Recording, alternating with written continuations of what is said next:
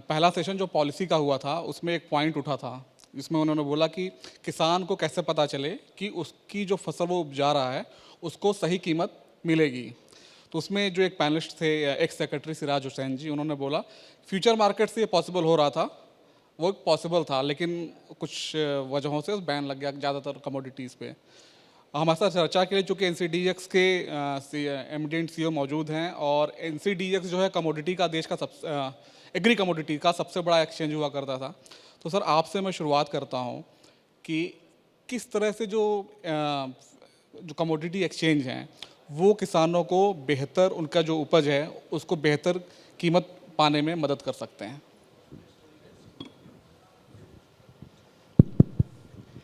आपने तो मेरी दुखती रग पे हाथ रख दिया। इस बैन को लेकर तो हम पिछले 3 साल से लड़ रहे हैं। नमस्कार, सबसे पहले तो जागरण का आभारी हूँ कि मुझे इस मंच पे बुलाया। देखिए, 2 या 3 चीज़ें हैं। मैंने जून 2021 में जब एनसीडीएक्स ज्वाइन किया था तो अपना पहला दौरा मैंने मध्य प्रदेश में किया था। सिवनी मालवा के आसपास का जो सोयाबीन का बेल्ट है उसमें घूम रहा था मैं। तो उस बेल्ट में, और उसके 1 महीने पहले तक शायद मुझे भी एनसीडीएक्स के बारे में कुछ बहुत ज़्यादा पता नहीं था। तो मुझे नहीं पता था कि कितने लोगों को एनसीडीएक्स के बारे में पता होगा। तो मैं अपने इंदौर के अपने कोई सहकारी थे, उनके साथ मैं सिवनी मालवा गया, और वहाँ से थोड़ा आगे किसी गाँव में, तो वहाँ पर 2-4 किसान भाई थे। तो उनमें एक बुजुर्ग से किसान थे। हमारे सहकारी ने उनसे, जो सहकर्मी थे, उनसे बात परिचय करवाया कि अरुण राज हैं, एमडी हैं एनसीडीएक्स के। तो उन्होंने मुझे ऊपर से नीचे तक देखा। एनसीडीएक्स हम तो जानते हैं। तो मैं बड़ा आश्चर्यचकित, मैंने कहा आप कैसे जानते हैं? मैंने कहा 1 महीने पहले तो मुझे भी पता नहीं था, मन ही मन सोचा, पर आप कैसे जानते हैं? तो साहब, हम 2 चीज़ें करते हैं। अब मैं घर जाऊँगा तो शाम को देखूँगा कि मानसून केरला में कहाँ तक पहुँचा है। ये जून का महीना था, तो जून में अगर 6-7 तक अगर केरला में मानसून पहुँच गया तो 20 दिन के बाद मध्य प्रदेश में आ जाएगा, कि 10 दिन बाद फिर महाराष्ट्र में आएगा। और दूसरा, मैं मंडी में जाके आपका टिकर देखता हूँ, एनसीडीएक्स टिकर में अक्टूबर का क्या भाव मिल रहा है।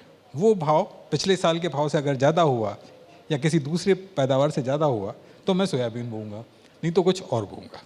तो किसान को ये समझती कि मुझे क्या बोलना है, ये फ्यूचर मार्केट में मंडी का जो टिकर है उसको देख के पता है। ये जो समझ थी किसान की, ये आज की तारीख में जो रेफरेंस पॉइंट होता था फ्यूचर्स जो देता था, वो आज की तारीख में उसके पास अवेलेबल नहीं है। आज आप सभी लोग देख रहे होंगे कि एमएसपी के नीचे चल रहा है सोयाबीन का प्राइस, क्योंकि उसके पास रेफरेंस पॉइंट नहीं था। सब ने, और हमारे यहाँ तो मतलब ये होता है कि भेड़ चाल चलते हैं कि पिछले साल बहुत अच्छा सोयाबीन का भाव मिला, इस बार सब ने सोयाबीन बो दिया, अगले साल अपने आप नीचे आ जाएगा। पिछले साल आपने देखा होगा, जो जीरा था 16,000 से 60,000 तक गया, फिर 20 पे आ गया। टर्मरिक इस साल बहुत अच्छा भाव चल रहा है, अगले साल नीचे आएंगे। तो अगर फ्यूचर मार्केट अवेलेबल होता है तो किसान को पहले पता चल जाता है, 4 महीने पहले। अब फ्यूचर मार्केट होता क्या है, कैसे भाव पता चलते हैं? आज की तारीख में जो भाव है वो कैरी कॉस्ट होती है, मतलब आपको बैंक में रखेंगे तो कितना पैसा मिल सकता है, तो कैरी कॉस्ट जो होगी। वेयर हाउस में रखेंगे तो वेयर हाउस की कॉस्ट कितनी होगी, ट्रांसपोर्टेशन की कॉस्ट कितनी होगी, इन 4-5 कॉस्ट को मिला के और थोड़ी रिस्क, इन सब को मिला के 4 महीने बाद क्या भाव हो सकता है, ये आज की तारीख में आपको पता चल जाता है। अगर किसान को ये पता चल जाए कि 4 महीने बाद मुझे क्या मिलने वाला है, तो वो डिसाइड कर सकता है कि वो बोए या नहीं बोए। तो ये सबसे बड़ी किसान के लिए बहुत अच्छी चीज़ है। और मैं चाहता हूँ कि जागरण के माध्यम से हमारे मंत्री जी आज आ रहे हैं, उनके पास तक ये पहुँच जाए, क्योंकि उनके क्षेत्र का सोयाबीन है, और सोयाबीन के किसान आज की तारीख में सबसे ज़्यादा, मतलब जो लाभान्वित हुआ करते थे, आज के सबसे ज़्यादा परेशान हैं। एमएसपी की बात आपने की है, तो विनोद आनंद जी, आपसे ये सवाल होगा मेरा, एमएसपी का है कि जो अभी कुछ किसानों, एक बड़ा धड़ा है, कम से कम हम हरियाणा और पंजाब के किसानों की बात करें तो उनकी मांग है कि जो 100% खरीदी है वो फसलों की, वो एमएसपी पे हो। कितना फिजिबल है, क्योंकि अभी 6% के आसपास ही खरीदी जो होती है कुल फसलों की एमएसपी पे होती है, तो ये मांग कितनी फिजिबल है? और अगर हम एमएसपी पे सारी फसल नहीं खरीद सकते तो क्या कर सकते हैं? देश की जितनी मीडिया है वो सारी सरकार खरीद ले, प्रसार भारती। आप चाहते हैं जितना इंफ्रास्ट्रक्चर, जितना बाकी के सेक्टर्स में जो भी प्रोडक्शन होता है वो सब सरकार खरीद ले? आप चाहते हैं या देश चाहता है? एक एंटी नेशनल लॉबी है, मैं साफ साफ शब्दों में आपको बताता हूं। और हमारे जो किसान बंधु जो अभी पहले बता रहे थे सारी बात, देखिए क्या है कि ये इतना बज़वर्ड हो गया है, और यह बज़वर्ड एक वेस्टर्न मीडिया के द्वारा बनाया गया है, जिसके वजह से ये एक दिमाग में लोगों के डला हुआ है।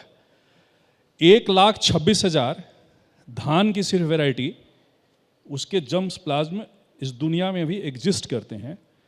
एक बांडुंग कॉन्फ्रेंस के बाद जो 2 डिवीजन्स हुए, फिलीपींस एक देश है, फिलीपींस में -34 डिग्री सेंटीग्रेड पे उसके सारे जम्स प्लाज्म छोटे छोटे लिफाफे में करके रखे हुए हैं, इतने छोटे लिफाफे में। वहाँ की जो 26,000, 1,26,000 में जो 26,000 वैरायटी है वो भारत की है, वो हमारे जम्स प्लाज्म है। क्या कारण है एमएसपी आप सिर्फ 2 चीज़ों पे अब तक देते आए, और सारी की सारी खरीदारी पैडी व्हीट सेंट्रिक रही?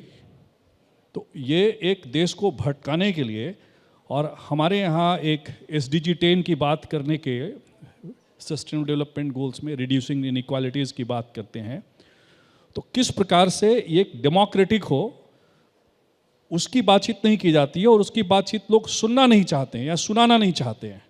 तो ये कारण है कि एमएसपी आप जो कह रहे हैं वो किसी भी दुनिया के किसी भी कोने में, कोई भी विकसित देश हो, OECD कंट्री जो कहीं भी हो, कोई भी फसल मुझे आप बता दें, कोई भी बता दे, मैं सबको एकदम खुला आह्वान देता हूँ, एकदम ओपन चैलेंज है। देश में जितने भी, मैं सारे संगठनों को जानता हूँ, नीति आयोग भी मैंने घेरा है, किसान नेता रहा हूँ, और संघर्ष करके प्रधानमंत्री जी की कमेटी में पहुँचा हूँ, कहीं से नॉमिनेट नहीं हुआ हूँ।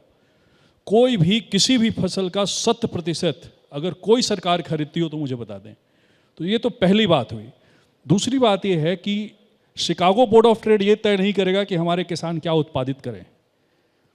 आप अगर 1 किलो चावल उत्पादन करते हैं तो कुछ महीने पहले तक वो 3,500 लीटर था, कुछ महीने पहले वो 1,500 लीटर पे आ गया, और वो कुछ महीने पहले जो हमारे भारत सरकार के सबसे बड़े जो R&D होती है कृषि में, उसके महानिदेशक थे, तो उनके तरफ से स्टेटमेंट आया तब जब ईरी के डीजी थे यहाँ तब।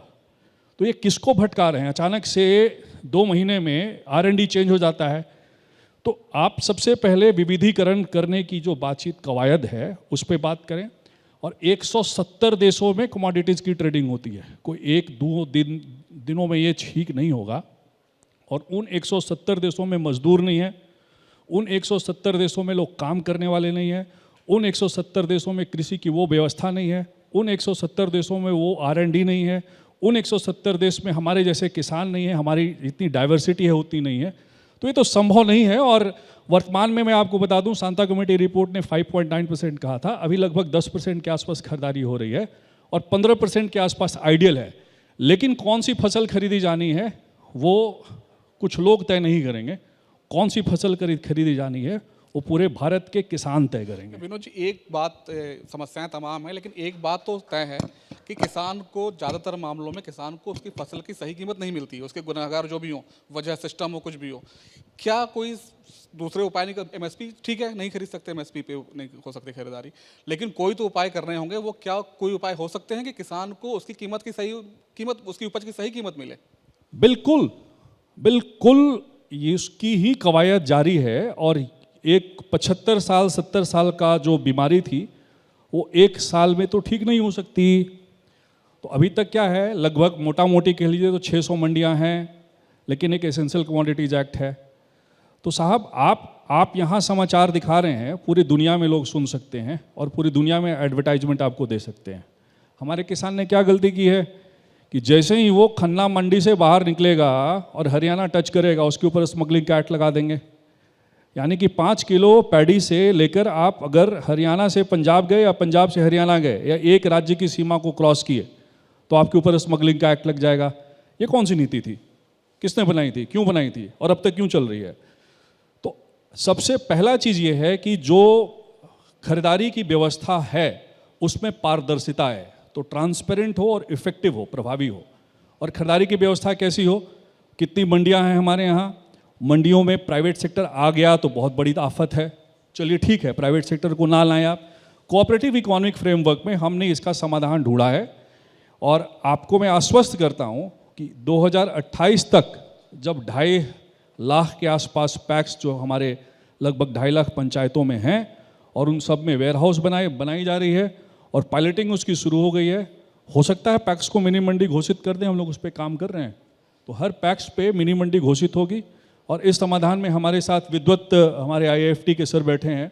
मैं तो यहाँ से काफ़ी कुछ सीखा हूँ, जवाहरलाल नेहरू विश्वविद्यालय में पढ़ता था और सर के यहाँ डिबेट करने जाता था, सुनने जाता था। और IIFT का बड़ा योगदान है इस देश की व्यवस्था को ठीक करने में, खास करके जो सेंटर फॉर WTO स्टडीज़ है उन पर। मैं आपको एक और चीज़ बता दूँ इसके साथ साथ, देखिए बात इनपुट की नहीं है और बात सही प्राइस की नहीं है। सही प्राइस इस देश में लोग किसान को देना ही नहीं चाहते।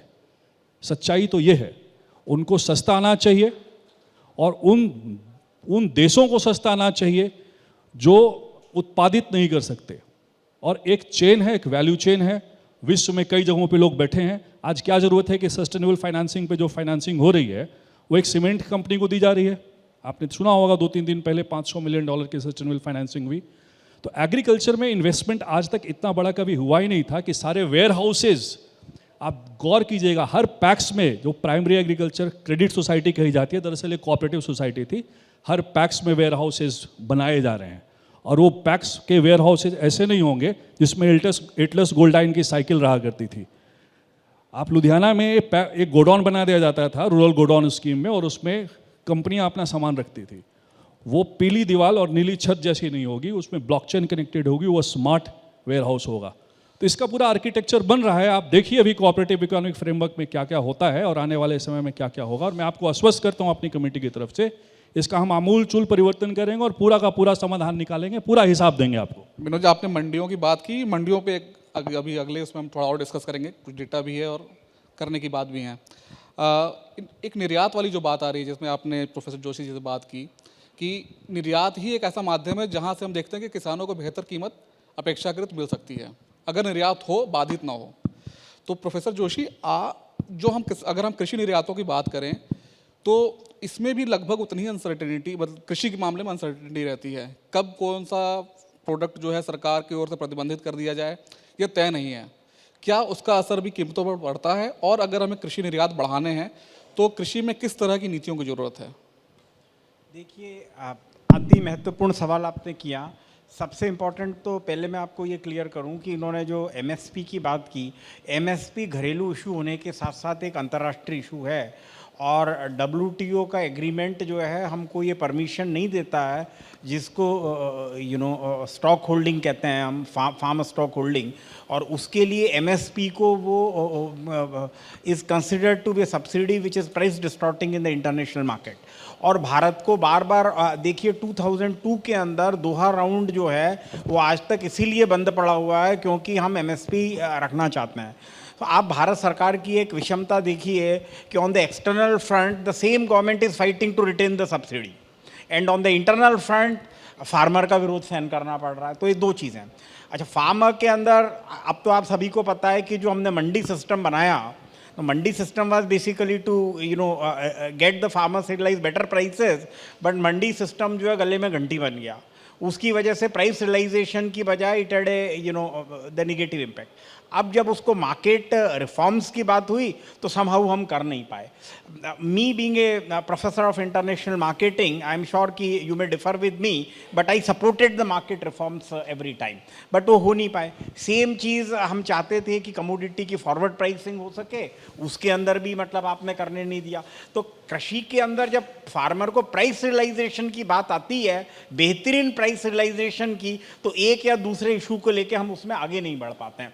अच्छा, सरकारों की मजबूरी ये होती है कि भाई ultimately because farmers account for 50 to 60% of the whole population, तो मतलब politically it becomes very sensitive. तो वोट उनसे लेने तो फार्मर को प्रसन्न रखना तो हमारी पहली प्राथमिकता है इन ए डेमोक्रेटिक कंट्री। कोई सरकार आए इससे फर्क नहीं पड़ता है। अब फार्मर्स के उसके अंदर आप देखिए MSP की बात कर रहे हैं, यू आर राइट कि MSP में कितने 5-6% लोगों का, just see the example of dairy के अंदर कोई MSP नहीं है, but farmer in India is getting 70% of the price which the consumer pays. वो आपके एग्रीकल्चर के अंदर नहीं है। दूसरा फ्रूट्स है, वेजिटेबल्स है, इसके अंदर तो मतलब मैं पिछले 30 साल से सुनता रहा हूँ 25 to 40% वेस्ट जा रहा है। उसमें कोई इजाफा हुआ हो, कोई एफिशिएंसी बढ़ी हो, ऐसा कोई बहुत मुझे ज़्यादा नहीं लगता है। अच्छा, अब अगर इतनी भारी, मतलब आपने ये किया है। एक्सपोर्ट की बात मैं थोड़ा सा कर लेता हूँ, थोड़ा बाद में करूँगा। भारत तो कृषि प्रधान देश है। भारत के अंदर लगभग 50% नहीं तो 60% जनसंख्या फार्म पे आधारित है। अमेरिका में ओनली 3%, यूरोप में 2% है। फिर भी आप देखिए, the world's largest exporter is America in agriculture product which account for 18% of the world agriculture export. हमारा क्या शेयर है? 2%, 3% एग्रीकल्चर में। Most commodities we are less than 1%। हमसे एक बहुत छोटा देश है, 100 गुना छोटा भारत है, 100 नहीं तो 90 टाइम, 125 टाइम बड़ा है हिंदुस्तान उससे। नीदरलैंड एक कंट्री है which is the second largest exporter of India. Tomato का प्रोडक्शन वहाँ पे 25 टाइम्स ज़्यादा है हमसे। And you take for anything, water consumption कम है, सस्टेनेबल एग्रीकल्चर है। तो वो जो इश्यूज है उस पर हम ध्यान नहीं दे रहे हैं, और ये प्राइस, ये एमएसपी के आके पूरे देश की एग्रीकल्चर अटकी पड़ी है। अच्छा, दूसरा, अभी आप देखिए, अभी जो बजट आया, बहुत लोगों ने उसको क्रिटिसाइज किया, बट मुझे ऐसा मानना है कि फार्मिंग में जब तक एफिशिएंसी नहीं आएगी ना, एफिशिएंसी भी, आपको पता है कि पूरी दुनिया के अंदर सबसे ज़्यादा area under cultivation is only in India. Hindustan में तो एरिया भी कम है। China has got 3 times more area than India. America has got much more area. Russia has got 9 times area. But under cultivation हमारा सबसे ज़्यादा है. Productivity is the big problem. तो जब तक हम प्रोडक्टिविटी को एफिशिएंट नहीं बनाएंगे, I was telling you about Netherlands, इतना छोटा कंट्री, और just look eight there total agro export. हमारा कितना है? 50 बिलियन डॉलर हुआ है इस बार, कभी 30-35 भी हो जाता है। एक चीज़ और मेरे ख्याल से सारे किसानों को एक सोचने वाली बात है। आप बहुत सारी चीज़ों की बात करते हो कि हम ये उगाते हैं, वो उगाते हैं, but I don't know how many of you know is India imports more fruits than we export, and India import more vegetable than we export. पूरी दुनिया में हिंदुस्तान जैसा खूबसूरत देश ही नहीं है। Where temperature is from +48 to -48, न अमेरिका में न यूरोप में, है ही नहीं उनके पास इतना टेम्परेचर। और उसके बाद भी आप एक साधारण फूल नहीं उगा सकते। एक साहब आए थे, डेट एक्सपोर्ट कर रहे थे, date. Do you know India imports more date than we export? काजू की बात होती है, India is one of the largest importer of cashew. Almond, 70% of the cashew is imported in India. तो मुझे लगता है कि ये बहुत सारी जो अच्छा, जब तक आप अंतर्राष्ट्रीय बाजार को नहीं समझोगे, अंतर्राष्ट्रीय बाजार के प्राइसिंग सिस्टम को नहीं समझोगे, अंतर्राष्ट्रीय बाजार की सब्सिडीज को नहीं समझोगे, तो भारतीय एग्रीकल्चर में प्रॉपर प्राइस रियलाइजेशन मुश्किल है ना। इंपोर्ट में एक्सपोर्ट में price realisation, so only thing is we need to, आपको पता है दुनिया का सबसे बड़ा इंपोर्टर एप्पल का हिंदुस्तान है। आप देखो, यहाँ से गुड़गांव चले जाओ, चेन्नई चले जाओ, हैदराबाद चले जाओ, आपको विज्ञापन लिखेगा रोज आलमंड खाएं, बादाम खाएंगे तो आपकी बुद्धि बढ़ेगी। पूरी दुनिया में एक भारत ही ऐसा है, पाकिस्तान, बांग्लादेश, अफगानिस्तान, जहाँ बादाम खाने से बुद्धि बढ़ती है, पूरी दुनिया में कहीं नहीं बढ़ती है। It's a marketing concept. और अगर बादाम कहीं भी बिकेगा तो it is being marketed by the California walnut commission.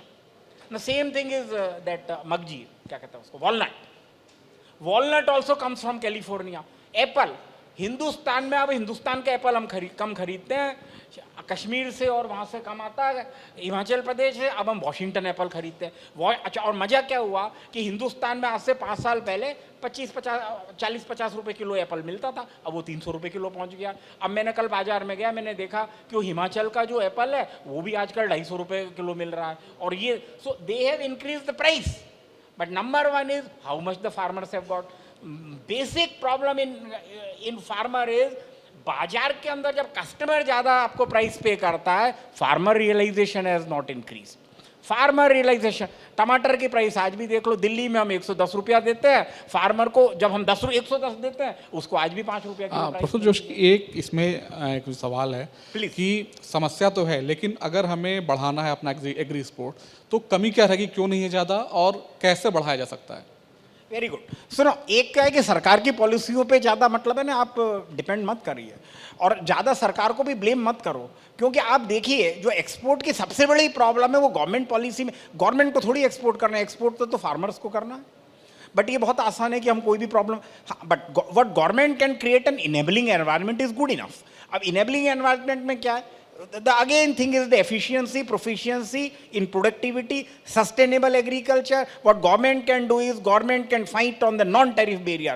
अब पूरी दुनिया के अंदर जो है वो कंपटीशन जो टेरिफ का नहीं रहा है, जिसको हाई इंपोर्ट टेरिफ लगा के प्राइस जो बढ़ जाती थी, अब सबसे बड़ी नई प्रॉब्लम आ गई है non tariff barrier. Anyway, I am sure that most of you must be working with that, the sustainable agriculture. But उससे जो ज़्यादा जरूरी है बेसिकली दो चीज़ें। एक चीज़ तो क्या हमारी प्रोडक्टिविटी ज़्यादा हो, और उसके बाद में जो हम फार्म टू फोर्क की बात करते हैं, फार्म टू फोर्क मतलब अंतर्राष्ट्रीय बाजार में आपका माल जब पहुँचे तो वो उसी रेट के ऊपर पहुँचे जिसके अंदर वो वहाँ पे बिक सकता है। अनदर प्रॉब्लम जो एक्सपोर्ट की आप बता रहे हैं इज द लॉजिस्टिक्स।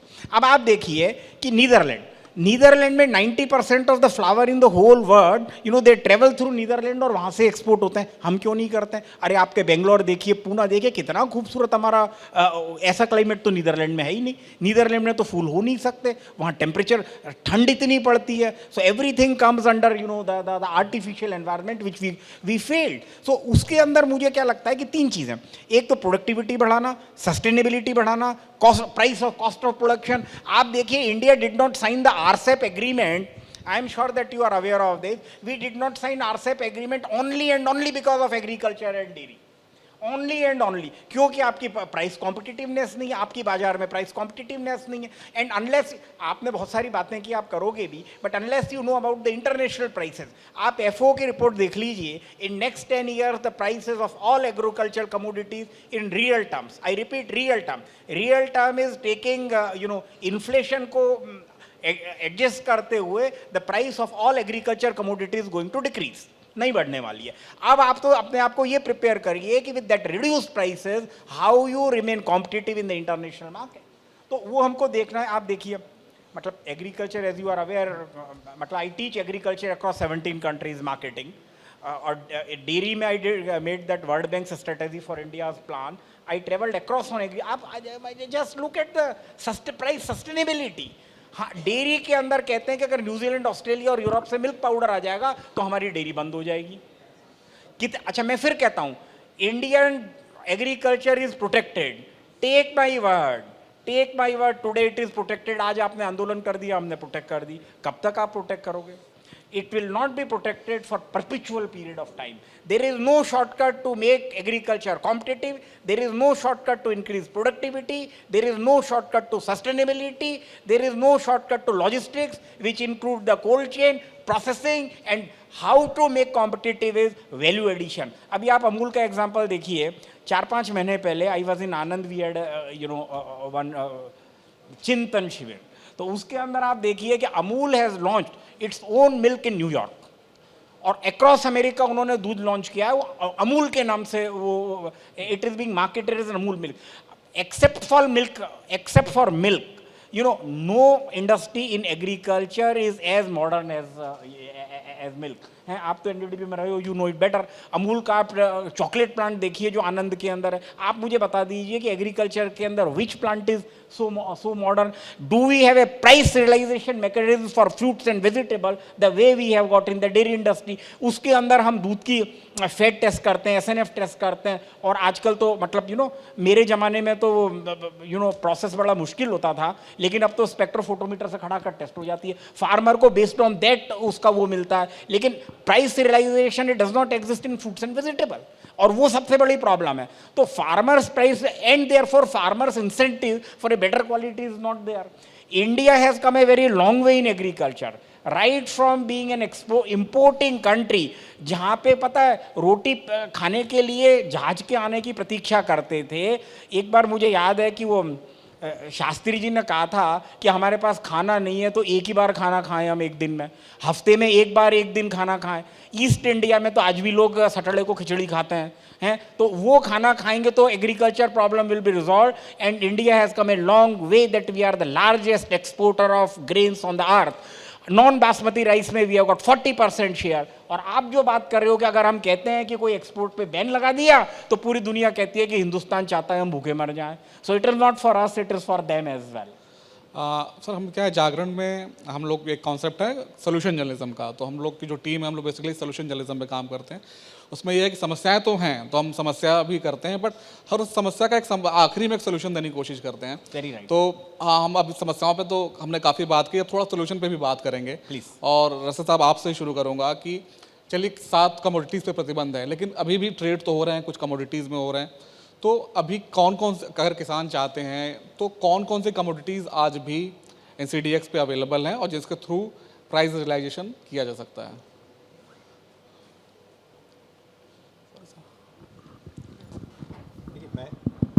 सिर्फ फ्यूचर मार्केट की बात नहीं कर रहा हूँ, वैसे भी मतलब और बहुत ज़्यादा पेसिमिस्ट भी नहीं होना चाह रहा हूँ। पिछले 5 साल में अगर आप देखेंगे तो इनाम और ONDC जैसी जो चीज़ें आई हैं और जितनी FPOs बनी हैं, इनके कारण प्राइस रियलाइजेशन जो सर कह रहे थे उसमें काफ़ी बदलाव हुआ है। मैं मानता हूँ कि वेस्टेज है, पर वो अब मैक्सिमम वेस्टेज 16 से 17% है, 3 से 17% आज की तारीख में वेस्टेज है। FNV में अगर आप देखेंगे तो 17% है, पर ग्रेन में देखेंगे तो 3% है। तो जब आप मार्केटिंग की बात करते हैं और मार्केटिंग से जो फ़ायदा हो सकता है इसकी बात करते हैं, तो आप प्रोडक्शन में देखेंगे, जैसे आप स्टोरेज और वेयर हाउस की बात की थी, तो वेयर हाउसिंग जो था, आप अगर 1 महीना डिलेड अगर मतलब किसान अगर मार्केट में ले जाता है या मंडी में ले जाता है तो उसका प्राइस रियलाइजेशन ज़्यादा होगा, तो उसके लिए वेयर हाउसिंग होगी। वेयर हाउसिंग के लिए अभी तक जो वेयर हाउसिंग रिसीट्स का जो था, सुबह वाले सेशन में आपका कवर किया होगा सर राजस्थान सर ने, वो अभी तक पॉपुलर नहीं था। अब वो जब पॉपुलर होते जाएगा तो किसान के पास होल्डिंग कैपेसिटी होगी। आज की तारीख में 50,000 करोड़ रुपए हमारे प्रोडक्शन के मतलब लोन्स मिलते हैं, पर वेयर हाउसिंग जो लोन है, sorry warehousing loan 50,000 crore है, 5 लाख करोड़ है आपका प्रोडक्शन लोन। ये जब 50,000 करोड़ है, ये जब बढ़ जाएगा और फॉर्मल सिस्टम में आ जाएगा, जब किसान के पास होल्डिंग कैपेसिटी होगी कि मैंने हार्वेस्ट कर दिया, आज मेरी पैदावार आ गई, मैं उसे अगर 1 या 1.5 महीने रखता हूँ, उसके बाद अगर मैं बेचता हूँ तो मुझे ज़्यादा प्राइस मिलेगा। ये जब कैपेसिटी आ जाएगी, ये जब इन्फॉर्मेशन आ जाएगी, तब फ्यूचर मार्केट आपको क्या दे रहा था? इन्फॉर्मेशन दे रहा था। ये वाली जो होल्डिंग कैपेसिटी वाली है, ये भी इन्फॉर्मेशन है। किसान के पास इन्फॉर्मेशन नहीं है, ये हमारा एक मेजर प्रॉब्लम है। पर जैसे मैंने कहा, अच्छी चीज़ ये हो रही कि ONDC आ गया है, इनाम आ गया है। अब अगर आप इनाम में देखेंगे तो पिछले कुछ सालों में करीब 2.5 लाख करोड़ का इनाम से ट्रांजैक्शन हुआ है, करीब 2,500 FPOs इनाम से जुड़े हुए हैं, करीब 1 करोड़ 75 लाख किसान जुड़े हुए हैं। मैं मानता हूँ कि जस्ट 5% है टोटल किसानों के नंबर का, जस्ट 5% है, पर ये जब 5% 50% हो जाएगा तो जो डायरेक्ट मार्केटिंग वाला जो कंसेप्ट है, किसान से डायरेक्ट कंज्यूमर वाला, वो जो सप्लाई चेन है उसकी लेंथ कम हो जाएगी, किसान को ज़्यादा फायदा होगा। अगर आप हम ONDC की बात कर रहे हैं, इनाम की बात कर रहे हैं, तो प्राइस रियलाइजेशन जो कह रहे थे सर कि अमूल के फार्मर को या मतलब डेयरी के फार्मर को 100 में से 70 पैसा उस फार्मर के पास डायरेक्ट चले जाता है। अगर आप ONDC के थ्रू या इनाम के थ्रू जब FPOs बेचना शुरू करते हैं तो 46 to 69% किसान के पास डायरेक्ट पैसा आ रहा है।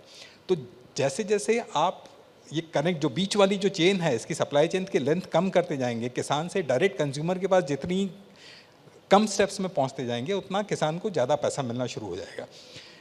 वैल्यू एडिशन की बात करें, चूँकि डेयरी की बात हुई थी, जिस डेयरी में एक हुआ, हमारे सामने खजूर की बात की थी, बाड़मेर वाली खजूर से जो खारिक बनती है, इस तरह की वैल्यू एडिशन जब हमारे किसानों के आसपास जब बनने लग जाएगी, जैसे विनोद जी ने कहा कि उस वेयर हाउस को अगर मंडी कर दिया जाए डिक्लेयर, अपने आप वैल्यू एडिशन बढ़ जाएगा। तो जैसे मार्केटिंग मतलब में उसको सुविधा होती जाएगी। तो दीज आर सॉल्यूशंस जिस पे काम चल रहा है। हो सकता है अगले 3 से 5 सालों में इतना ज़्यादा काम हो जाए कि किसान की जेब में कम से कम 50% ज़्यादा इनकम आ जाएगी, जस्ट 3 साल में, इतनी मुझे मतलब उम्मीद है। Thank you. विनोद जी, आपने कोऑपरेटिव मॉडल की बात की थी एक, तो अभी भी देश में बड़ा एक कोऑपरेटिव मॉडल ऑलरेडी मौजूद है, लेकिन हाँ वो ज़रूरतें पूरी अभी तक तो नहीं कर पाया, काफ़ी ज़रूरतें पूरी नहीं कर पाया। कुछ क्या वर्ल्ड की कुछ जो दुनिया की जो कोऑपरेटिव्स हैं, एग्रीकल्चर कोऑपरेटिव काफ़ी देशों में हैं और सफल रही हैं, कुछ हम उनसे क्या ले सकते हैं, कुछ सीख ले सकते हैं? कोई ऐसा मॉडल आपकी नज़र में है? कोऑपरेटिव हमारे मूल में है। हम बेसिकली कोऑपरेटर हैं। हवन करना एक श्लोक है, समान याकूती समान हृदयाय च समान अस्तु। मैं पूरा संस्कृत में जाऊंगा नहीं, अंग्रेजी में उसको कहते हैं let us work together, let our thought process be one, let us live together, let us drink together, let us sing together. Cooperative कोई नई चीज़ नहीं है। वो रॉकडेल लेके आए थे, ऐसा कोऑपरेटिव नहीं है। देखिए क्या है साहब कि अंग्रेज थे हमारे यहाँ और हमें रूल किए, वो मान लीजिए इस बात को, वापस कॉलोनियलिज्म आ जाए ऐसा आप चाहते हैं? हम लोग नहीं चाहते ऐसा। तो मैं थोड़ा सा आपको विषयांतर करूंगा समझाने के लिए। ये कोऑपरेटिव पहले पट्टी आंख से हट जाए। सबसे पहले कोऑपरेटिव को लोग कहते हैं कि ये तो फिलैंथ्रोपी है, ये कुछ ऐसा है कि समाज सेवा है। Cooperative is a pure business. Let us be careful, let us learn it and let us think it about in toto. हुआ ये कि 1905 में रॉकडेल आए, रॉकडेल को पैसा देना था। उसके बाद वर्ल्ड बैंक बना, आप सब लोग जानते हैं। बाकी एजेंसीज आई, IBRD इंस्टीट्यूशन आए। आज 80 वर्ष हो गया ब्रेटन वुड्स इंस्टीट्यूशन को क्रिएट किए हुए, 80 ईयर्स हैज़ गॉन, और अभी भी आप वही कॉलोनिज्म अगर चाहते हैं तो वो कोऑपरेटिव हमको नहीं चाहिए। कोऑपरेटिव सीखना अगर है तो जैसे मान के चलिए हमारे सबसे यहाँ जो बड़ी समस्या कोऑपरेटिव में है, हम तो मतलब जहाँ बैठे हैं शुगर मिल्स सबसे बड़े कोऑपरेटिव सेक्टर में एक बहुत बड़ा इकोनॉमी का एक कल 2-3 दिन पहले बायो 3 एक फ्रेमवर्क भी शुरू हुआ।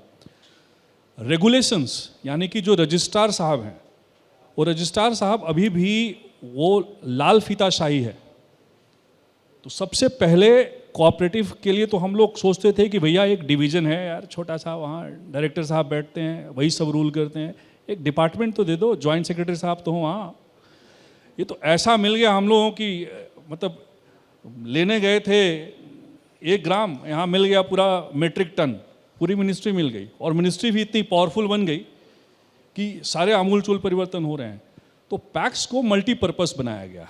अब मैं आपके सवाल का जवाब पे आता हूँ। मल्टीपर्पस फ्रेमवर्क उसमें दिया गया, और वहाँ कोई एक पश्चिमी मीडिया वाले कह नहीं सकते हैं कि भैया ज़बरदस्ती बना दी। उसमें तो सारे राज्यों को लिखा गया, उसका मॉडल बायलॉज लाया गया, एक फ्रेमवर्क बनाया गया। तो मॉडल बायलॉज उसको ला करके विधानसभाओं से पास करवा के पार्लियामेंट से पास करवाया गया।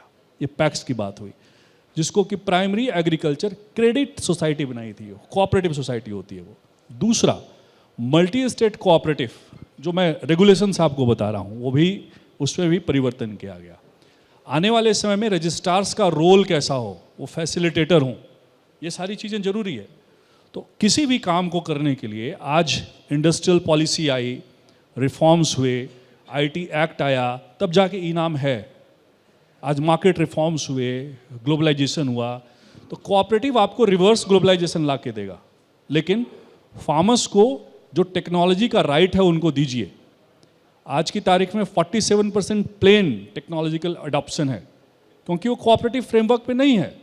एक ट्रैक्टर अभी भी उतनी हॉर्स पावर की होती है, अरे 2-5 हॉर्स पावर की भी ट्रैक्टर आती है। नीदरलैंड्स को हम पढ़ते हैं, सुनते हैं, पढ़ाते हैं और पढ़ाते ही रहेंगे, क्योंकि राबो बैंक वहाँ पे है, नबार्ड कभी भी राबो बैंक के जैसा जा नहीं सकता। आज की तारीख में जो सस्टेनेबल फाइनेंसिंग का बजट है, अभी तो आप देख लीजिए कितना है ग्लोबली, मैं ग्लोबल बात आपको बता रहा हूँ। अगले वर्ष स्पेन में कॉन्फ्रेंस होगी सस्टेनेबल फाइनेंसिंग पे, यूएन की कॉन्फ्रेंस होगी, मल्टीलैटरल कॉन्फ्रेंस, अभी प्रेपकॉम हुआ एडिस अबाबा में। तो 5 बड़ी बड़ी एजेंसीज हैं जो ये तय करेगी कि बड़े लोग क्या करेंगे और उसके अनुसार पॉलिसीज बनेगी।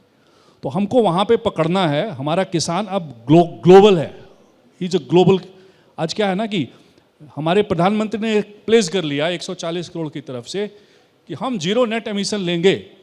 तो जीरो नेट एमिशन में आप क्या चाहते हैं कि ट्रैक्टर की लाइन लगे, ट्रक की लाइन लगे? ये समस्या का समाधान कोऑपरेटिव इकोनॉमिक फ्रेमवर्क में ही होगा। एक किसान को अपना सामान बेचने के लिए इस पूरे भारत में जो इतनी विविधता है उसमें 5 किलोमीटर से ज़्यादा औसतन ना जाना पड़े, ये प्लेज उसमें लेना होगा, पहली बात। तो ये पहला सोल्यूशन मैं आपको दे रहा हूँ। दूसरा, कितने कमोडिटीज एक्सचेंजेज हैं? बहुत कम है, और देशों में आप एग्जाम्पल लीजिए मल्टीपल हैं। कोऑपरेटिव मॉडल में भी एक्सचेंज आ सकते हैं, किसने रोका है? और क्यों ना हो, ताकि वो डिविडेंड वापस। कोऑपरेटिव में एक फ़ायदा ये है कि आप बिजनेस कर रहे हैं 12 लोग, 21 लोग, 22 लोग मिल के, और प्रॉफिट आएगा, उसका डिविडेंड जाएगा, ये बिजनेस होगा। अमूल, जो इसका एग्जाम्पल आप बार बार देते हैं, मैं यहाँ कमरे में क्विज करता हूँ। अमूल की स्थापना किसने की थी? अमूल की स्थापना किसने की थी? Who has created Amul? और कोई? सिर्फ एक जवाब वहां से है, दूसरा जवाब आप सब अंधकार में हैं। कोऑपरेटिव इसलिए इस्टेब्लिश नहीं हो पा रही। हमारा किसान भी कुरियन जानता है, कुरियन वॉज ए मैनेजर, और NDDB has created the monopoly and Amul is the biggest culprit. 60% Amul व्यापार प्राइवेट सेक्टर के साथ करती है, बिजनेस मॉडल उनका वो कर रही है। अमूल को क्या जरूरत है तमिलनाडु में जाकर दूध बेचने की? तमिलनाडु का किसान क्या करेगा? वहाँ का आर्टिफिशियल एआई क्या होगा? तो आप थोड़ा जागिए। एक लीडरशिप की प्रॉब्लम है। Cooperative is all about grass root leadership, the connecting the grass root leadership with the top. This is what cooperative is. जो गांव में कोऑपरेटर है उसको पूरे ग्लोब की जानकारी हो कि कार्बन ट्रेडिंग क्या होती है, इथेनॉल का प्रोडक्शन कहाँ होता है। आप इसका अंदाज़ा नहीं लगा पा रहे हैं कि अभी हमारी सरकार ने, जिस हम बैठे हैं जहाँ, हमारी सरकार ने कहा कि हम 5% हवाई जहाज़ के ईंधन में इथेनॉल मिलाएंगे। मैं दिल्ली से पटना जाता हूँ, मेरा घर पटना में है, तो 4.5 टन फ्यूल जलता है, ATR, एविएशन टरबाइन फ्यूल। और ATR का ड्रामा ऐसा है कि जिस राज्य की GST कम होगी ATR वहीं जाके भरा जाएगा। पहली बात तो वो हो गई। दूसरी बात, आप ये सोचिए कि अगर एक फ्लाइट में यहाँ से पटना जाने में 4.5 टन फ्यूल खर्च होता है, पर डे ATR का कंजप्शन कितना है, कितना % इथेनॉल चाहिए, तो क्या आपको गन्ने की फैक्ट्री निकाल के देगी, या मक्के का किसान देगा, या आलू का किसान देगा, या कौन देगा? इथेनॉल कहाँ से लाएंगे? तो आप इथेनॉल इंपोर्ट करेंगे, क्योंकि एग्जीक्यूटिव ऑर्डर है, you have to implement it, we have placed it. तो ये एक पूरा सोल्यूशन जो कोऑपरेटिव इकोनॉमिक फ्रेमवर्क में आया है कि आज का फार्मर सिर्फ बीज डालो, उत्पादन करो, बोरी में भरो, ट्रैक्टर में डालो, बैलगाड़ी में डालो। हम आज जागरण में बैठे हैं, जागरण के संस्थापक के पास साइकिल भी खरीदने का पैसा नहीं था। हम लोग उनसे मिले जब मैं युवक था, विद्यार्थी था, आंखों में आंखें डाल के उन्होंने बताया कि बेटा चिंता मत करो, हमारे पास कानपुर में साइकिल खरीदने का पैसा नहीं था और हमारी गाड़ी बैलगाड़ी थी। आज हमारे पास सब कुछ है, कल को हमारे देश में सारे युवकों के पास सब कुछ होगा। तो क्या उस स्टार्टअप इकोसिस्टम में जो कोऑपरेटिव इकोनॉमिक फ्रेमवर्क में बनाया नहीं जा सकता? तो ऐसी बहुत सारे सवाल हैं जिनके जवाब अभी बिखरे हुए हैं। उन सवालों को एक कड़ी में बांधने का जो जिम्मा आपने आज उठाया है जागरण ने, इसके लिए आप सब लोग एक जोरदार ताली तो जरूर दीजिए जागरण को। और मैं आपको आश्वस्त करता हूँ अपने कमेटी की तरफ से, क्योंकि मेरी कमेटी में prime minister high power committee लिखा हुआ है, मैं आपको आश्वस्त करता हूँ मेरे किसान को पूरा उसके सामान का पूरा दाम मिलेगा और उसकी पूरी चीज़ खरीदी जाएगी और उसको लाइन में नहीं लगना पड़ेगा। हम ऐसी व्यवस्था बना रहे हैं। बहुत बहुत धन्यवाद विनोद जी। प्रोफेसर जोशी, हम निर्यातों पे, वापस से निर्यात पे बात करूँगा। हम जब बात करते हैं निर्यात की, तो हमेशा जो निर्यात करते हैं वो या तो मिल्स होती हैं, ट्रेडर्स होते हैं, वही निर्यात, या पीड़ा के साथ भी जो लोग काम करते ज़्यादातर इस तरह के लोग होते हैं जो बिजनेसमैन हैं। किसान कैसे इस इकोसिस्टम का हिस्सा बन सकता है कि वो मैक्सिमम बेनिफिट उठाए? कोई तरीका है क्या? ये देखिए, एक इम्पॉर्टेंट बात है। किसान में ऐसा है कि कुछ निर्यात का प्रोसेस थोड़ा कॉम्प्लेक्स है, इसमें कोई डाउट नहीं है।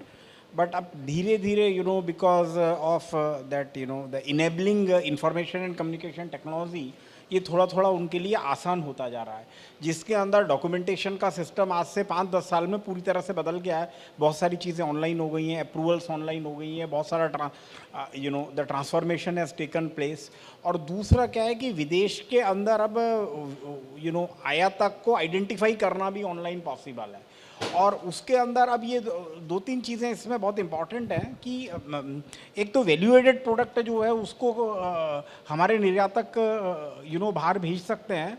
तो उसके 2-3 तरीके, एक तो कोऑपरेटिव में जो मल्टी स्टेट कोऑपरेटिव ऑर्गेनाइजेशन और उनका जो एक्सपोर्ट ऑर्गेनाइजेशन है, वो एक बहुत ही अच्छा अच्छी पहल है, जिसके अंदर छोटे किसान भी जो है एक्सपोर्ट कर सकते हैं। एक तो ये उनके लिए तरीका है। और दूसरा तरीका ये कि the best thing is the kisan should realise a better price in exports as well. And जैसे मैंने बताया ना कि 70% डोमेस्टिक बाजार का शेयर मिलता है, तो उनको निर्यात के बाजार का भी शेयर मिलना चाहिए। और इंक्रीजिंगली आप देखिए कि धीरे धीरे छोटे किसान और इवन MSME सेक्टर अपने आप निर्यात के लिए आगे आ रहा है। तो उनको क्या, एक तो नए बाजारों को ढूंढना और उन बाजारों को फुलफिल करना depending upon the requirement is key to success for the farmers. और मुझे लगता है कि आने वाली जो आप देखिए धीरे धीरे बहुत सारी द इंपोर्ट के बारे में इंफॉर्मेशन भी जो है वो ऑनलाइन मुहैया कराई जा रही है। आप एपीडा की वेबसाइट देखिए, there are many organisations which are doing the farmers help other than these cooperatives। जैसे अपीड़ा एक हो गया विच लुक्स आफ्टर, बाकी बहुत सारे बोर्ड हैं, टी बोर्ड है, कॉफ़ी बोर्ड है, कैशू के लिए भी है, आजकल एक टर्मरिक बोर्ड नया बनाया है, स्पाइसेस बोर्ड है जिसमें हमारे राजस्थान से मिर्ची होती है, mirchi is the largest export from India. धनिया है, लोगों को पहले था कि elaichi was the another thing, but elaichi has come on the number 2। बाकी तो अभी कैशू वैशू तो हम इंपोर्ट करते हैं, रबर इंडिया इंपोर्ट्स। तो ये क्या है कि ये ऑर्गेनाइजेशन आपको आयातक के बारे में सूचना देते हैं और ये पाके फार्मर भी एक्सपोर्ट कर सकता है। अच्छा, दूसरा क्या है कि फार्मर के लिए एक्सपोर्ट और इंपोर्ट उतना इंपॉर्टेंट नहीं है जितना इंपॉर्टेंट ये है कि रियलाइजिंग बेटर प्राइस। तो फार्मर को हमेशा स्कैन करते रहना चाहिए कि भारतीय बाजार में या विदेशी बाजार में किसमें बेहतरीन प्राइस मिल रही है, और जिसमें ऊंची कीमत मिलती हो आप उसके अंदर जरूर जाइए और बेचिए। वो एक इम्पॉर्टेंट एस्पेक्ट है और मुझे लगता है कि निर्यात का लाभ निश्चित रूप से छोटे फार्मर भी उठा सकते हैं। और as a professor of marketing if you ask me कि how to go for export, तो एक सिंपल तरीका है, आप टिकट लेके विदेश जरूर जाइए, बाजार के अंदर आप निश्चित रूप से ऑर्डर लेके आएंगे। और यहाँ पे इंटरनेट पे खटखट खटखट करते रहिए, आपको ऑर्डर नहीं मिलेगा। Thank you professor Joshi. एक cooperatives, you want to ask? बाद में दोगे आप? हाँ, करिए। हाँ, एक कोऑपरेटिव्स की बात हो रही है। कोऑपरेटिव जैसा ही स्ट्रक्चर अगर हम कॉर्पोरेट या कम बात करें तो एक एफपीओस का बड़ा अच्छा कॉन्सेप्ट भी काफ़ी दिनों में आया है चर्चा में, और मेरे ख्याल से एनसीडीएक्स ने काफ़ी काम भी एफपीओस के साथ किया है। एफपीओस के साथ मैं आपको मानता हूं कि आप उनके रिप्रेजेंटेटिव हैं आज हमारे बीच में, तो एफपीओस के साथ किस तरह से किसान जुड़ सकते हैं और किस तरह से बेनिफिट उठा सकते हैं? देखिए, एफपीओ का ऐसा है कि मतलब उसमें ये ज़रूरी नहीं कि आप एनजीओ हो या कोऑपरेटिव हो या कंपनी हो, किसी भी फॉर्मेशन में किसान साथ में आके एफपीओ बना सकते हैं। आपको एक एग्जांपल देता हूँ। महाराष्ट्र में एक सह्याद्री फार्म्स करके एक ऑर्गेनाइजेशन है, एफपीओ है। करीब 18,000 किसान उससे जुड़े हुए हैं। 20-25 साल से वो चल रहा था, पर पिछले 3 सालों से उसके ऑपरेशन में गति मिली है। उन्होंने क्या किया, 2 चीज़ें की है। 18,000 किसान साथ में आए। उसमें पहले तो ये था कि अलग अलग चीज़ें करते थे, अब उन्होंने प्रोडक्शन से ही शुरुआत कर दी कि हम क्या बोएंगे, कब बोएंगे, सब एक साथ बोएंगे। तो इनपुट जो होगा, जैसे फर्टिलाइज़र लेना है या बीज लेना है, वो भी एक साथ लेते हैं। वो कंपनी खरीदती है, अपने मेंबर्स को बांट देती है, ठीक है, स्टेक होल्डर्स को बांट देती है। दूसरा ये हुआ कि आज से 1 साल पहले उनका टर्नओवर था करीब 770 करोड़। इस साल उनका टर्नओवर हो गया करीब 1007 करोड़। 28% बढ़ा है। वो कैसे बढ़ा है? उन्होंने इनाम और ओएनडीसी में यूज़ किया है। तो जब आप एफपीओ में एक स्ट्रक्चर में आए तो एक किसान, अगर जैसे कहते हैं ना, एक किसान कोशिश करता है, उसके कंपैरिजन में अगर 18,000 किसान एक साथ कोशिश करते हैं तो मार्केटिंग मसल आ जाता है आपके पास। जब मसल आता है तो मतलब 18,000 किसान एक साथ जब करते हैं तो खरीदते हैं, तो उसमें ही फ़ायदा होता है कि आप फर्टिलाइज़र कंपनी या सीड कंपनी के साथ जाके आप बार्गेन कर सकते हो कि मुझे आप सस्ते में दो। और जब बेचना चाहते हो तो आपके पास मसल है, बैंक से आप लोन लेके प्रोडक्शन अपनी बढ़ा सकते हो, होल्डिंग कर सकते हो, और जब बेचते हो तो आपके पास वापस से मसल होता है, तो आप रियलाइजेशन आपका आपके मेंबर्स के लिए ज़्यादा होता है। तो एफपीओ एक बड़ा सक्सेसफुल मॉडल है अगर इसको ठीक से इम्प्लीमेंट किया जाए। अनफॉर्चुनेटली हुआ यह है कि शुरुआत में मतलब ये हुआ था कि एफपीओ को 3 साल के लिए उनके जो ऑपरेटिंग कॉस्ट है वो दी जाएगी, एक आदमी की सैलरी दी जाएगी। उस चक्कर में ये हुआ, जैसे हिंदुस्तान में अक्सर होता है कि बड़े सारे वेस्टेड इंटरेस्ट में घुस गए, लोगों ने अपनी अपनी एफपीओ नाम से दुकान खोल दी। अब जब एक्चुअली जब उसका पैसा बंद हो जाएगा तब जो एफपीओ चलेंगे they will do really well. और उसमें फ़ायदा ये होगा किसानों को कि जैसे डिविडेंड वाली बात की, जैसे एफपीओ को फ़ायदा होगा सब किसानों को फ़ायदा होगा। प्रोडक्शन कॉस्ट में अगर आपकी कमी होगी किसान को फ़ायदा होगा, बेचने में अगर ज़्यादा प्राइस रिलेशन होगा किसानों को फ़ायदा होगा। अगर कंपनी होगी तो डिविडेंड देगा, कोऑपरेटिव होगी तो भी डिविडेंड देगा। तो ये बहुत अच्छा एक हमारे लिए डेवलपमेंट है कि कलेक्टिव हो गया है। अच्छा, ये जो हमने अभी आपसे बात कर रहा हूँ मैं, प्रतिबंधों की बात तो की, क्या कोई नई कमोडिटी या नया कोई प्रोडक्ट जो आपके साथ आप आगे चल के जोड़ने वाले हैं किसानों के लिए? देखिए, मैं 2 तारीख को एक नया प्रोडक्ट लॉन्च कर रहा हूँ, कपासिया तेल जिसे कहते हैं, कॉटन सीड ऑयल। ये हम 2 तारीख को नया प्रोडक्ट लॉन्च कर रहे हैं। बट इससे ज़्यादा मतलब चूँकि उस किसान की बात मेरे दिमाग में, मतलब पिछले 3 साल से मेरे जहन में वेदर एक बड़ा वो होता है। इंटरनेशनली वेदर फ्यूचर्स जो होते हैं काफ़ी मायने रखते हैं, क्योंकि वेदर फ्यूचर्स में होता है कि अमेरिका में या यूरोप में बर्फ़ कितनी गिरने वाली है, उसके ऊपर इलेक्ट्रिसिटी कंपनी, पेट्रोलियम, सबकी डिपेंडेंस होती है। हमारे यहाँ मुझे याद है आज से 2.5 साल पहले मार्च के महीने में नाबार्ड चेयरमैन और मैं दोनों, आहूजा जी, मनोज आहूजा जी जो एग्रीकल्चर सेक्रेटरी थे, उनके साथ बैठे थे। मार्च का महीना था और हम दोनों ने उनको एक रिपोर्ट दी कि गेहूं की यील्ड कम से कम 10% कम होने वाली है। वो कहते हैं कैसे पता? मेरे तो फील्ड ऑफिसर ने किसी ने नहीं कहा, मुझे मंडी से रिपोर्ट मिल रही थी, नाबार्ड वाले ऑफिसर्स को, लोकल वालों ने कही थी कि सडनली 10 दिन के लिए गर्मी इतनी बढ़ गई थी कि गेहूं की पैदावार, मतलब यील्ड थोड़ी वो छोटा हो गया, तो 10% यील्ड कम हो गई। तो ये जो वेदर फ्लक्चुएशंस हो रहे हैं जो किसान को बहुत ज़्यादा तकलीफ दे रहे हैं, इसके लिए वेदर फ्यूचर्स होना बहुत ज़रूरी है। उस पर हम काम कर रहे हैं। IMD के साथ इस वक्त हमारा चर्चा जारी है, बहुत जल्दी हम उसको भी लॉन्च कर देंगे। और तीसरा हम कर रहे हैं कार्बन क्रेडिट्स पे, क्योंकि सबसे ज़्यादा हमारे छोटे किसान को भी उसमें कार्बन क्रेडिट्स में फ़ायदा होगा अगर हम कार्बन क्रेडिट्स लॉन्च कर सकें। और इंटरनेशनली स्टैंडर्ड्स जो बन रहे हैं, नीति आयोग इस वक्त उस पर काम कर रहा है, इंटरनेशनल स्टैंडर्ड से हमारे कार्बन क्रेडिट्स अगर मतलब जिसे कहते हैं हार्मोनाइज हो जाएं तो हमारे किसानों को इससे बहुत ज़्यादा फ़ायदा होगा। तो इन 3 चीज़ों पे हम इस वक्त काम कर रहे हैं। बाकी तो जो कमोडिटीज़ है वो आती रहेगी, 100 कमोडिटीज़ हैं, उसमें देखेंगे कितनी कर सकते हैं। विनोद जी, अब हम आते हैं मंडी के। शुरू में बात हुई थी मंडियों के जिक्र निकला था, तो जैसे इनाम जो शुरू हुआ था, इनाम जिसे हम कहते हैं 2016 में शुरू हुआ था अप्रैल में, और इसका कॉन्सेप्ट ये था कि यही माना जाता था कि कोई फसल है जो एक मंडी में तो कौड़ियों का दाम बिक रही है, लेकिन हो सकता है 600 किलोमीटर दूर किसी मंडी में, 1000 किलोमीटर दूर किसी मंडी में वो महंगी कीमत है, तो हम आपस में इनको जोड़ देंगे तो किसान को सही कीमत मिल जाएगी। काफ़ी मेरे 8 साल हो गए इनाम को शुरू हुए और ठीक ठाक कारोबार भी हो रहा है, लेकिन जो इसका मूल में जो कॉन्सेप्ट था कि इंटर मंडी इंटर स्टेट हम आदान वो करेंगे, ट्रेडिंग करेंगे, वो अभी हम देखें तो 10% भी नहीं है, मतलब 5% या उससे भी कम है। इसमें क्या कमी रह गई?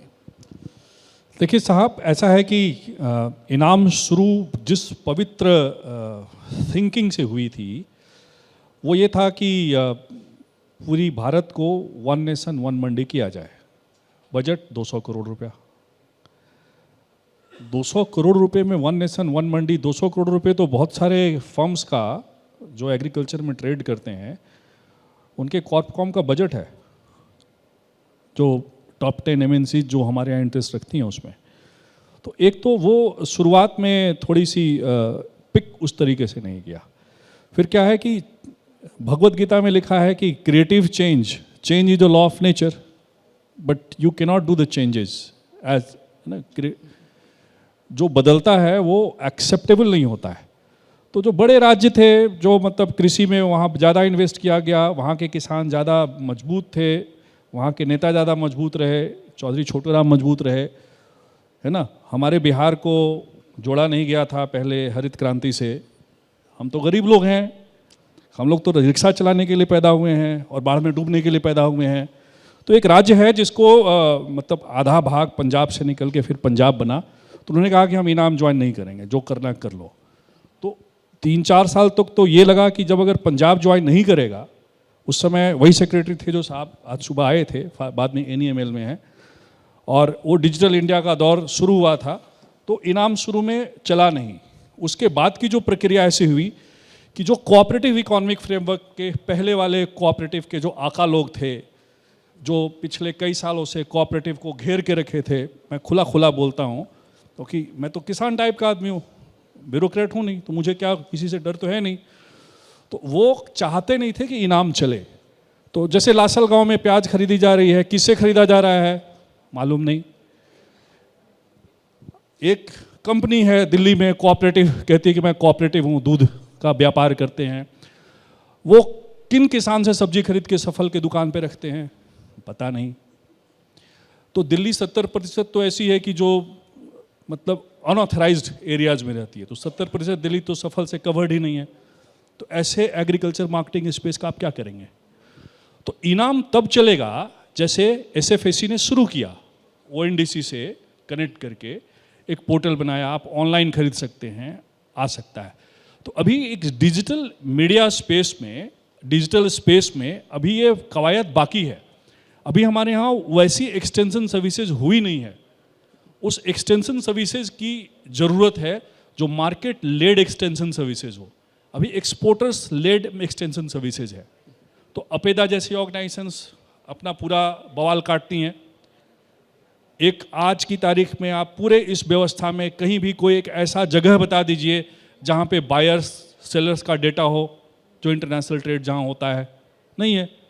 मैं आपको कुछ और तथ्यों से आपके माध्यम से आज अवगत कराता हूँ, दिल खोल के बात करनी है, जागरण है। देखिए साहब, ऐसा है कि एक सॉफ्टवेयर है फार्मैप, FARMAP। तो फार्मैप 2.0 से आज की तारीख में हम कॉस्ट ऑफ एस्टिमेशन तय करते हैं। कॉस्ट ऑफ एस्टिमेशन में 20-22 कंपोनेंट हैं, 2 और जोड़ दिया गया है। और सबसे ज़्यादा जो कॉस्ट प्रोडक्शन में लगता है वो पानी और लेबर में लगता है। लेकिन वो सॉफ्टवेयर FAO का है, सॉफ्टवेयर आपका नहीं है। क्योंकि इस डिजिटल मीडिया में जहां हम एक तरफ तो हम पूरी दुनिया में सॉफ्टवेयर में गूगल पे हर तरफ हम अपने सीईओज ठोक रहे हैं, लेकिन जब एग्रीकल्चर की बात हो तो जीएम क्रॉप क्या चीज़ होती है, टेक्नोलॉजी क्या चीज़ होती है, वो किसान को नहीं मिलना चाहिए। किसान को हक है पीपल के पेड़ के नीचे बैठ करके और कबूतर गिनने का, क्योंकि वो किसान है। बाकी लोग तो आईफोन 6, आईफोन 12, आईफोन 15 और पता नहीं catalytic converter and what's not cars they will have, but when it comes to providing farming technology there is a zero things. So these are the challenges over which we are living our life. तो इस वजह से, इन चीज़ों की वजह से farmer को जो जानकारी मिलनी चाहिए वो मिलती नहीं है। फार्मर को इनाम के बारे में उनको पता ही नहीं। इनाम के पोर्टल पे वो जाएंगे तो ट्रेडिंग कितने बजे होती है, क्या होता है, कैसे लॉगिन होता है, उनको मालूम नहीं। इनाम में सिर्फ अड़तिया यानी कि ट्रेडर्स रजिस्टर्ड हैं वो कई लाख हैं, तो उसको एक सक्सेस का पैरामीटर मान लिए। लेकिन ये चेंजेज हो रहे हैं। आप कई जगहों पे जब प्याज का भाव ऊपर नीचे होता है तो इनाम को ट्रेडिंग ही करने नहीं दिया जाता। हम लोग तो अंदर हैं गवर्नमेंट में, तो इस बात को जानते हैं। कुछ एक दूसरे ऑर्गेनाइजेशन उसमें ट्रेडिंग करेंगे, लेकिन इनाम ट्रेडिंग नहीं करेगी। तो आप जो है लॉट साइज इतने का रखिएगा। कई समस्याएं इसमें हैं। तो अभी हम आप अंदर झांक रहे हैं अपने आप को, क्योंकि किसान पूछ रहे हैं हमसे, और इन इंस्टीट्यूशंस से को भी अपने अंदर झांकना चाहिए और उनको सही बात जो किसानों को जैसी बतानी है उनके लहजे में बतानी चाहिए। और बॉटम लाइन में आपको बताऊं, क्योंकि अब टाइम शायद खत्म हो रहा है आपके पास, हमारी पॉलिसी सारी ऐसी होगी हमारी कमेटी की। सबसे पहले रस्ते साहब प्रोड्यूसर कहते हैं, हम फार्मर कहते हैं, तो प्रोड्यूसर सेंट्रिक हो, सबसे पहली चीज़ वो है। दूसरी चीज़ वो इकोनॉमिकली वायेबल हो। इकोनॉमिकली वायेबल हो यानी कि वो जो वैल्यू चेन है वो फार्मर सेंट्रिक भी हो और वायेबल भी हो। ऐसा नहीं कि हम ऐसा कुछ बना दें और उसको कहें कि भैया 2 लाख करोड़ कहाँ से लाओ, तो जाओ वर्ल्ड बैंक के पास जाओ, ब्रिटेन वुड इंस्टीट्यूशन के पास जाओ, उसी में घूमते रहो और फिर वो अपने ब्यूरोक्रेट भेजेंगे। एक फोर्ड फाउंडेशन से आए थे। तो सबसे पहले इकोनॉमिकली वायेबल हो। तीसरा जो बहुत इंपॉर्टेंट है साहब, वो एडमिनिस्ट्रेटिव इम्प्लीमेंटेबल हो, एग्जीक्यूटिबल हो। और वो एडमिनिस्ट्रेटिवली इम्प्लीमेंटेबल दिल्ली के लुटियन जोन में ना हो, वो पंचायत में भी हो, वो पैक्स में भी हो। तो ऐसी पॉलिसी हो जिसमें स्टेट और राज्य के बीच में, यूनियन स्टेट के रिलेशनशिप में झगड़ा ना हो, पंचायत के 29 विषयों में झगड़ा ना हो। तो तीसरी बात यह है कि वो एडमिनिस्ट्रेटिवली एग्जीक्यूटिवल और इम्प्लीमेंटेबल हो। और चौथी, वो इन्वायरमेंटली सस्टेनेबल हो। इन्वायरमेंटल सस्टेनेबल की बात जब हम जैसे हम कहेंगे तो क्लाइमेट चेंज आ जाएगा, वो दिल्ली में पोल्यूशन बहुत होता है और पराली का मामला और this and that. Environmentally sustainable is beyond that. We must respect the biological diversity. We must respect the access to benefit transfer mechanism. We must respect that कि अगर हाथी को कैंसर नहीं होता है, सुबह से बातचीत हो रही थी कैंसर के ऊपर, दुनिया में एक ऐसा बायोलॉजिकल, एक ही ऐसा मैमल है जिसको कैंसर नहीं होता है, वो सिर्फ और सिर्फ हाथी है। बाकी गाय को भी कैंसर होता है, गधे को भी होता है, कुत्ते को भी होता है, आदमी को तो होता ही होता है। तो सबसे पहले वो इन्वायरमेंटल सस्टेनेबल हो, यानी कि वो बायोलॉजिकल डाइवर्सिटी की हम रेस्पेक्ट करें, access to benefit transfer mechanism farmer centric हो, ना कि फार्मास्यूटिकल कंपनी सेंट्रिक हो। चौथी बात वो। और पांचवी जो सबसे बड़ी बात है, वो कलेक्टिवली एक्सेप्टेबल हो। इस कमरे में जितने लोग बैठे हैं सब उसको एक्सेप्ट करें। All stakeholders should accept it. That is in general parlance we say it should be politically acceptable. तो कलेक्टिवली एक्सेप्टेबल हो। तो ये 5 फिल्टर लगा के हम एक एक पॉलिसीज आप लोगों के लिए बना रहे हैं, मेहनत कर रहे हैं। इस वजह से इतना समय लग रहा है।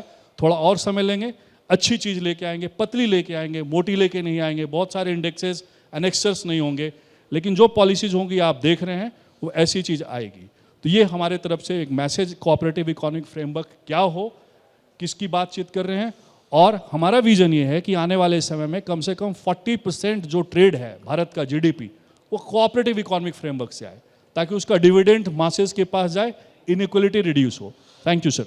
तो विनोद जी ने जहाँ से बात खत्म की, वहीं से मेरा एक सवाल है, दोनों लोगों से कॉमन ही सवाल है कि किसान को उसकी उपज की सही कीमत हर बार मिल जाए, ऐसा क्या उपाय हो सकता है? बस समराइज कर दीजिए जो भी आपके थॉट्स हैं, वो जो ऐसा उपाय जो कि पॉलिटिकली एक्सेप्टेड भी हो और इकोनॉमिकली वाइबल भी हो। बाकी तो जो जितने भी उन्होंने जो भी पैरामीटर्स बताए हैं वो फॉलो ना भी करे तो एक बार चलेगी।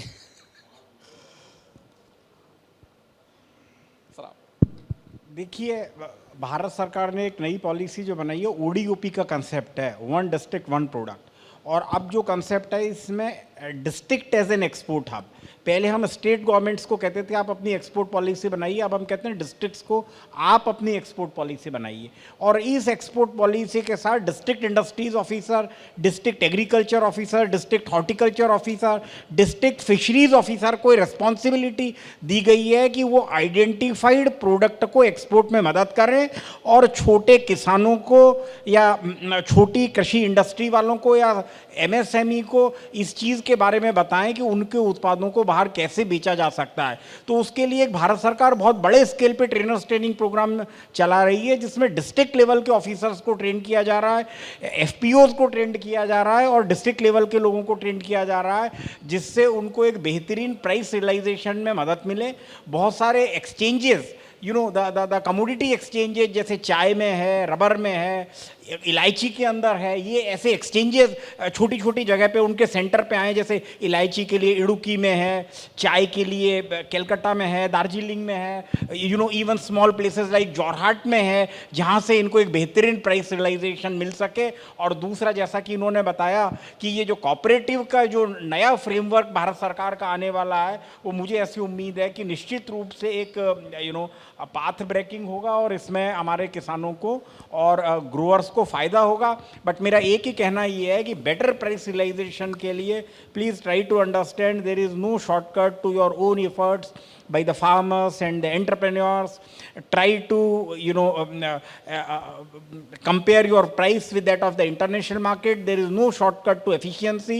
There is no shortcut to value addition. There is no shortcut to your marketing efficiency, and there are no shortcut to, you know, bringing out value-added branded products for the international market. Thank you. वही सवाल आपसे भी repeat करूँ या?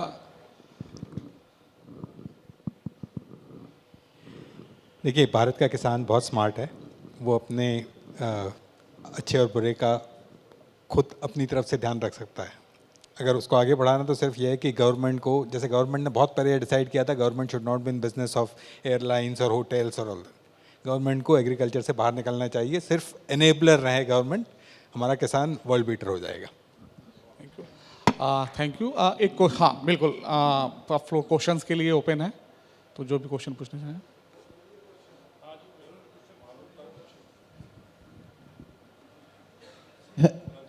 Hello, Anand ji आपसे है। मैं cooperative background से हूँ, दूध पैदा करता था, तो फिर जब राजीव गांधी के टाइम पे कुरियन साहब को यहाँ ले आया गया तो कोऑपरेटिव लॉ चेंज हुआ था। उसके बारे में आपका क्या विचार है कि वो वापस उसी लेवल पे जाएगा कि अभी तक वही प्रैक्टिस होगा? अगर वो प्रैक्टिस होगा तो फार्मर को कुछ नहीं मिलेगा। साहब, ये विकसित भारत है।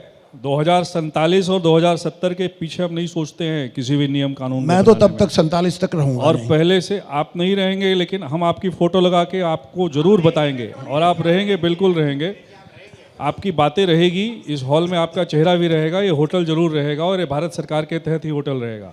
बाकी इसको भी आश्वस्त करता हूं आपको मैं। तो तो आपको मैं आपकी बात का जवाब तो ले लें। आप अपने बड़ा अच्छा प्रश्न पूछा है। दीजिए। वो साल दूसरा था, वो जो हो गया वो सब दूसरा था। वो यहाँ से 200 किलोमीटर या 400 किलोमीटर पे ओवरनाइट ट्रेन चलती थी और पॉलिसीज़ बदल जाती थी।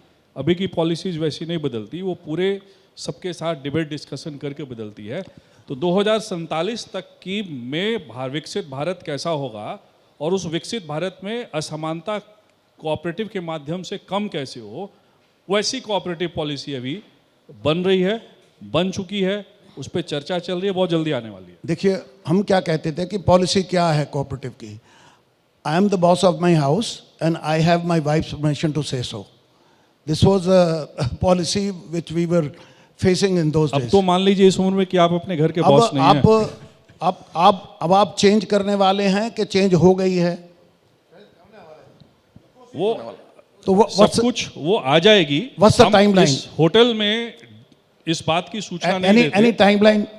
टाइमलाइन आपको किस लिए चाहिए? हाँ जी, किस लिए टाइमलाइन चाहिए? यही जो आप कोऑपरेटिव का कर रहे हैं, वो जब आएगी आपको पता चल जाएगी। जो मैं आपको बता रहा हूँ, जो बातें मैंने आपको कही, वो आज रिकॉर्डेड है, वो अक्षरशः वैसी होगी, ये मैं आपको स्पष्ट करता हूँ। आनंद जी, जो कितने समय में होगी? हर चीज समय पे होती है, समय के पहले नहीं होती है। चलो ठीक है, आपकी बात सच्ची है, समय को भी देखेंगे। अरुण जी, आपने जो कहा बिल्कुल ठीक कहा, मैं ये कहने वाला पर आपने कह दिया, पर उसका जो समाधान है वो हमारे पास है। आपका एक सवाल था कि हम कहाँ से लाएंगे इतना एथेनॉल वगैरह। देखिए, जो बायोमास है आपका, मैं पिछले 15 साल से गैसिफिकेशन पे काम कर रहा हूँ, बिसाइड्स ऑर्गेनिक, उसकी छोड़िए, और हम लोगों ने उस पर पेटेंट भी लिया है। आपका सिन गैस मोर देन 60% बनती है बायोमास से, और उसका जो रेजिड्यू होता है वो बायोचार होता है, और उसमें बायो ऑयल निकलता है, और उसमें थर्मल एनर्जी निकलती है, और सिन गैस निकलती है। Nothing goes waste. आप समझ रहे हैं मेरी बात? अगर हमारे पास 500 मिलियन टन को हम प्रोसेस कर लेंगे, which is available, forest and farm, एक तो जंगल में आग नहीं लगेगी, फॉरेस्ट्री बढ़ेगी, और उसमें आपको बाहर से फ्यूल भी नहीं मंगवाना पड़ेगा, और किसान अपना फ्यूल खुद बनाएगा। जो ये गडकरी जी कहते हैं ना, 2017 की मेरी प्रेजेंटेशन है नीति आयोग में। और कोई सवाल? Thank you. मेरा सवाल मिस्टर आनंद जी से है। Sir, good evening first of all, and recently you discussed about the policies and the reach of farmer, quick reach of farmer to the international market. So in India there is a huge impact of changes in policies. 2 years back there was wheat was completely exportable. We can export the wheat to other countries, and in 2022 there was immediate ban on the wheat. And because I come from the this is the farmer side, and also procure a lot of paddy, basmati paddy, non-basmati paddy, and wheat directly from the farmers. I didn't know why there was an immediate need of putting the immediate ban on the export of the wheat when my 30 to 51 trucks were on the way to the Kandla port. Two, sir. You are saying now the farmer, and Mr. Anand said there is no reach even from Punjab to Haryana. Farmer can take their paddy, and how in the so much short time he can bring their paddy to the international market, rice to the international market, when the farmer has a very little knowledge of exporting their products. Two, sir, last year when we were buying paddy, basmati paddy from the farmers at the rate of 3,500 per quintal, and the MEP was put on for exporting rice. The MEP was $950 per ton, and when everybody knows the Pakistan is our competitor, and they put only $800 MEP, and we were not able to export the rice to the international market because it was a quick change in the government policy. So, and now you would be surprised to know that now the paddy has arrived in the market, the fresh crop, and it is selling at the price of 2,500 rupees per quintal. The huge loss to farmer. So how we can change the policies quickly so that they can benefit the farmers, and not we can guarantee them the MSP, what we can do so that the farmer can get the better prices. Thank you, sir. How many minutes? Because it's a We can take 3-minute 5 question, so how many minutes you will I give think me? 5 minutes. 5 minutes? Yeah, Oh, total. wonderful. Sir, minimum export price का concept मेरा था, मैंने लगवाया था, $1,200 करवाया था।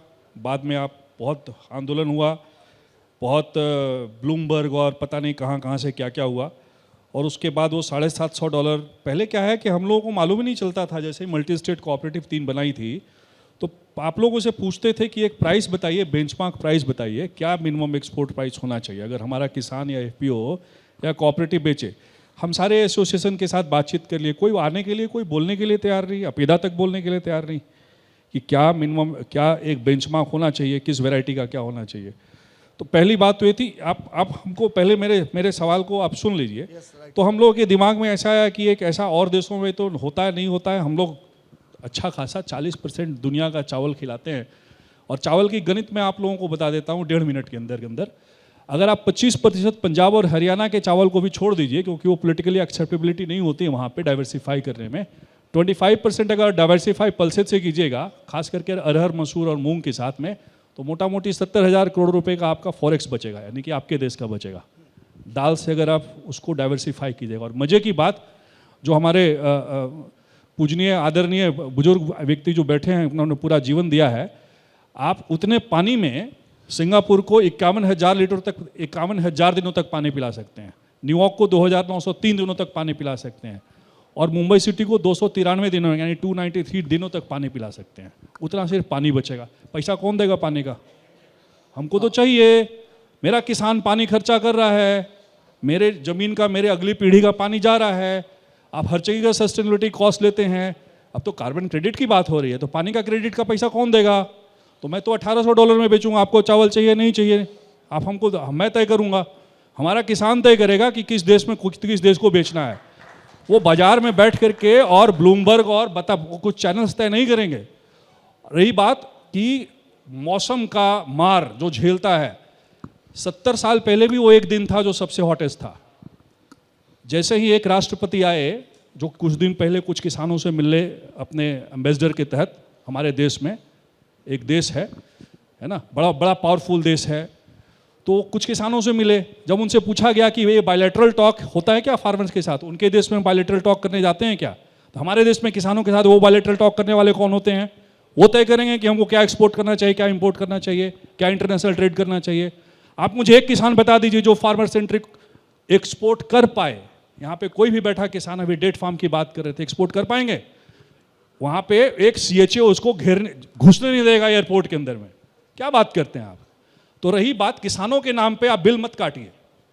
आपकी बात सही है, जियो पॉलिटिकल चेंजेज उस समय ऐसे थे, जियो इकोनॉमिक चेंजेज वैसे थे, और स्टेट पे बिलीव कीजिए डिसीजन लेना पड़ता है। तो इस वजह से डिसीजन लिया गया, उसको रिवाइज भी किया जा रहा है। आगे भी समय आएगा हम उसको रिवाइज करेंगे। लेकिन अब कंपटीशन है, अब तो कोऑपरेटिव्स आपको कंपटीशन देंगे और पूरा कंपटीशन देंगे। 3 मल्टी स्टेट कोऑपरेटिव बनी है, पैक्स उसके मेंबर होंगे, अदर स्मॉल कोऑपरेटिव उसके मेंबर होंगे। अब फार्मर्स के पास कैफेटेरिया अप्रोच है, वो आपके पास जाए, आपको सामान दे, या कोऑपरेटिव को दे, या पैक्स को दे, या किसी अपना कोऑपरेटिव बनाए, या FPO को दे, या NCDEX के पास जाए। तो अभी उसके पास ऑप्शंस खुले हुए हैं और किसान का एक होराइजन बड़ा हो गया है। हमारे आपके सवाल का जवाब ये है, विस्तार पूर्वक इस बात पे चर्चा, चूंकि समय यहाँ पे कम है, हम लोग और करेंगे। मैं यही हूँ अभी।